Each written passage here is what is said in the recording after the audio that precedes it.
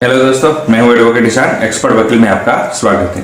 दोस्तों, आज हम बात करेंगे कि प्लॉट अगर आप खरीदते हैं तो उसकी रजिस्ट्री के लिए जो प्रोसेस है वो पूरा प्रोसेस जानेंगे और उसमें कौन कौन से डॉक्यूमेंट चाहिए और क्या क्या आपको बात ध्यान रखनी है, इसके बारे में आज हम इस वीडियो में बात करेंगे।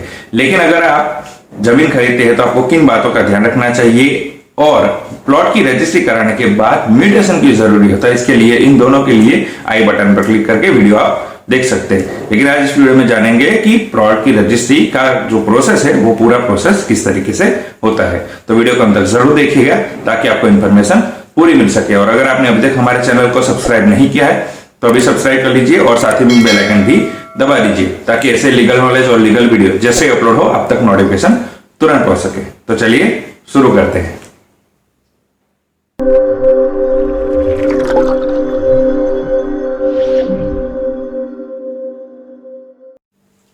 तो दोस्तों, प्लॉट की रजिस्ट्री कराने के लिए जो प्रोसेस है तो उसका सबसे पहला स्टेज होता है कि आपको एक प्लॉट पसंद करना होता है। चाहे आप डायरेक्ट ओनर से पसंद करा सकते हैं या खरीद सकते हैं या फिर आप एजेंट के थ्रू भी प्लॉट खरीद सकते हैं। दोनों जो प्रोसीजर है वो वैलिड है। एजेंट में के थ्रू जाते हैं तो आपको जो कमीशन है वो देना होता है, लेकिन आपको बहुत सारी चॉइसेस मिलती है।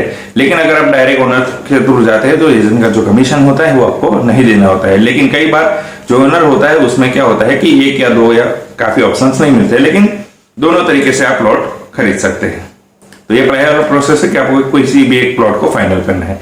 दूसरे सेकंड स्टेज है कि आप जो भी प्लॉट आपको फाइनल किया है, जो भी आप प्लॉट डिसाइड किया है, तो थोड़ी इंक्वायरी आपको उसमें कर लेनी चाहिए कि ये प्लॉट या जो है उस पर कोई लोन है या नहीं है, या फिर कोई कोर्ट केस है या नहीं है। जो ये सारी चीजें हैं, जो बेसिक चीज है वो आपको एक बार वेरीफाई कर लेनी चाहिए। उसके बाद ही आगे की जो डील है वो आपको करनी चाहिए। तीसरा जो प्रोसेस है, जो मेन है, जो कि है प्राइस रिलेटेड है।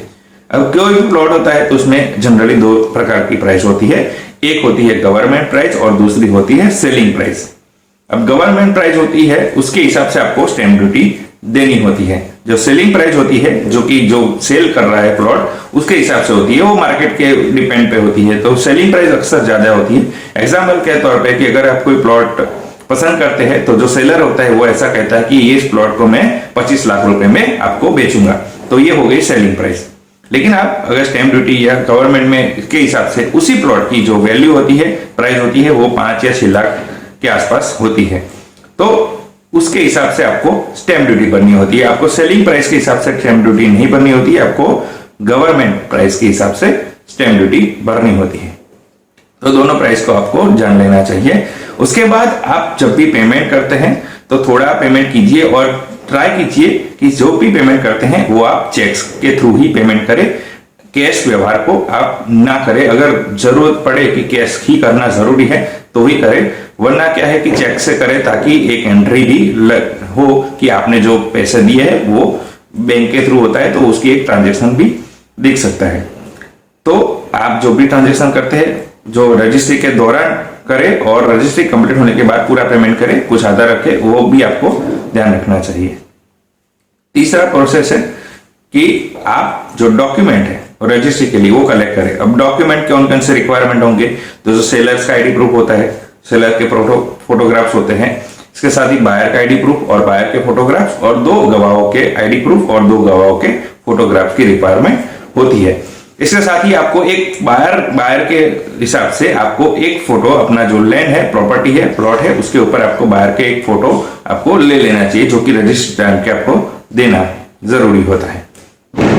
इसके बाद की प्रोसेस है कि आपने जो पेमेंट एक फिक्स कर लिया, डॉक्यूमेंट्स भी ले लिए। अब आपको रजिस्ट्री के डॉक्यूमेंट तैयार कराने के लिए एक एडवोकेट की जरूरत होती है, जो कि आपको रजिस्ट्री ऑफिस या फिर जो रजिस्ट्री के काम करते हैं उन एडवोकेट की आप हेल्प ले सकते हैं। वो आपको डॉक्यूमेंट एक दिन में या फिर कुछ एडवोकेट जो 2-4 घंटे में ही आपको करके दे देते हैं। तो आप जिसके हिसाब से आप इंफॉर्मेशन देंगे तो वो पूरा एक डॉक्यूमेंट तैयार करके देंगे और आपको रजिस्ट्री ऑफिस के लिए एक फिक्स डेट दी जाएगी कि आप इस दिन को आएंगे और उस रजिस्ट्री ऑफिस में पूरा रजिस्ट्रेशन प्रोसेस करेंगे।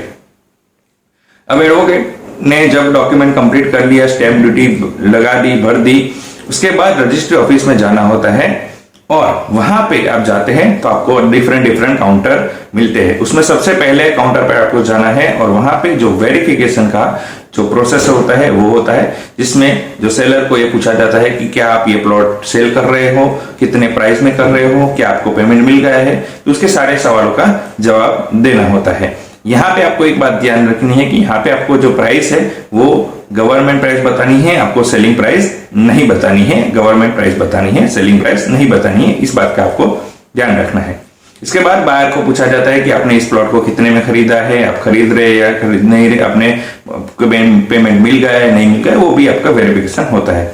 इसके बाद गवाहों को पूछा जाता है कि इन दोनों के बीच में ऐसे इस प्लॉट के रिगार्डिंग डील हुई है, पेमेंट हो गया नहीं हो गया, और ये दोनों एक दूसरे की मर्जी से और बिना दबाव में बाय और सेल कर रहे हैं। ये सारा कुछ नॉर्मल जो प्रोसेस होता है वो वेरिफिकेशन का प्रोसेस होता है। सेकंड स्टेज होता है और सेकंड काउंटर होता है। वहां पे आप जो बायर होता है और सेलर होता है उसके जो आइडेंटिफिकेशन है, फिर जो फिंगरप्रिंट्स है, आई स्कैनिंग है, रिकॉर्डिंग है, तो वो सारा कुछ रिकॉर्ड होता है, स्कैनिंग होता है। तो वहां पे बायर का आइडेंटिफिकेशन, आई स्कैनिंग, फिंगर स्कैनिंग और उसके बाद रिकॉर्डिंग होता है। इसके साथ ही सेलर का भी आई स्कैनिंग, फिंगर स्कैनिंग और जो रिकॉर्डिंग का प्रोसेस होता है, और इसके साथ साथ दोनों जो गवाह है उनके भी आई स्कैनिंग और जो फेस स्कैनिंग और रिकॉर्डिंग होता है। इन सारा प्रोसेस करने के बाद लास्ट काउंटर में आपको जाना है और वहां पे जो है फाइनल सिग्नेचर करने हैं और सारे डॉक्यूमेंट वहां पर दे देने हैं। और वहां से आपको एक डेट दी जाएगी कि इस तारीख को आपको आपकी जो प्लॉट की रजिस्ट्री है उसका प्रोसेस कंप्लीट होने के बाद आपको सारे डॉक्यूमेंट मिल जाएंगे। और उस डेट को आप जब जाते हैं तो आपको पूरी जो रजिस्ट्री किया हुआ जो डॉक्यूमेंट है वो आपको मिल जाता है और वहां पे आप ऑथोराइज जो कि प्लॉट के मालिक हो जाते हैं। लेकिन आपको ये बात ध्यान रखनी है कि यहाँ पे आपका जो है प्रोसेस ये कंप्लीट नहीं हुआ है। कई लोग यहाँ पे जाने के बाद अटक जाते हैं, उसके बाद आगे का प्रोसेस नहीं करते हैं। लेकिन यहाँ पे आगे का प्रोसेस ये होता है कि आपको प्रॉपर्टी म्यूटेशन करा लेना चाहिए। अदरवाइज क्योंकि क्या होता है कि अगर प्रॉपर्टी म्यूटेशन नहीं कराते हैं तो गवर्नमेंट रिकॉर्ड के हिसाब से अभी भी जो पुराना मालिक है वही है, आप अपडेट नहीं हुए हैं। तो जो प्रॉपर्टी म्यूटेशन है उसके लिए आपको जाना होता है रेवेन्यू ऑफिस में और वहां पे आपको जो पूरा प्रोसेस ये जो डॉक्यूमेंट है रजिस्ट्री का वो सबमिट कराना होता है। तो वो वहां पे आपका नाम अपडेट हो जाता है, जो पुराने जो मालिक है उसका नाम निकल जाता है, ताकि जो गवर्नमेंट के जो बेनिफिट्स है, गवर्नमेंट का कंपनसेशन है और जो गवर्नमेंट से रिलेटेड गवर्नमेंट के अनुसार आप ऑथोराइज मालिक बन जाते हैं। तो ये था सारा प्रोसेस कि रजिस्ट्री जो प्लॉट की है वो किस तरीके से होती है, किन बातों का ध्यान रखना चाहिए और कौन कौन से स्टेप्स आपको फॉलो करने चाहिए, और रजिस्ट्री कराने के बाद म्यूटेशन कराना क्यों जरूरी होता है, इसके बारे में आज इस वीडियो में जाना। तो दोस्तों कैसी लगी इंफॉर्मेशन जरूर बताइएगा। दोस्तों अगर आपको ये वीडियो अच्छा लगा है तो इसे लाइक कीजिए, शेयर कीजिए। कोई सवाल हो तो आप कमेंट कर सकते हैं या फिर हमारे नंबर पर कॉल कर सकते हैं या फिर आप व्हाट्सएप भी कर सकते हैं। दोस्तों अगर आपने अभी तक हमारे चैनल को सब्सक्राइब नहीं किया है तो अभी सब्सक्राइब कर लीजिए और साथ ही में बेल आइकन भी दबा दीजिए, ताकि ऐसे लीगल नॉलेज और लीगल वीडियो जैसे ही अपलोड हो आप तक नोटिफिकेशन तुरंत पहुंच सके। इसके साथ ही आप हमें हमारे social media platform Facebook, Twitter, Instagram पर भी फॉलो कर सकते हैं। और इस वीडियो को पूरा देखने के लिए धन्यवाद।